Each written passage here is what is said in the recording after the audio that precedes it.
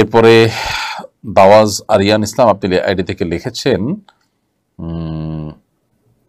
মনের দুশ্চিন্তা দূর করার উপায় কি? দুশ্চিন্তা দূর করবার জন্য আল্লাহ তাআলার কাছে একটা দোয়া আমরা পেশ করতে পারি, যেটা নবী সাল্লাল্লাহু আলাইহি ওয়াসাল্লাম পড়তেন, আল্লাহুম্মা ইন্নী আউযু বিকা মিনাল হাম্মি ওয়াল হাযান ওয়া আউযু বিকা মিনাল আজজি ওয়াল কাসাল ওয়া আউযু বিকা মিন গালাবাতিদ দাইনি ওয়া কাহরির রিজাল। আবার বলছি, আল্লাহুম্মা ইন্নী আউযু বিকা মিনাল হাম্মি ওয়াল হাযান, আল্লাহ আপনার কাছে আমি পেরেশানি থেকে, দুশ্চিন্তা থেকে পানা চাই। ওয়া আউযু বিকা মিনাল আজজি ওয়াল কাসাল, আল্লাহ আপনার কাছে আমি অক্ষমতা থেকে এবং অলসতা থেকে পানা চাই। ওয়া আউযু বিকা মিন গালাবাতিদ দাইনি ওয়া কাহরির রিজাল, আল্লাহ আপনার কাছে আমি ঋণের প্রাবল্য থেকে এবং মানুষের কাছে আমি তুচ্ছ হয়ে থাকা, মানুষের কাছে ছোট হয়ে থাকা থেকে আমি আপনার কাছে পানা চাই।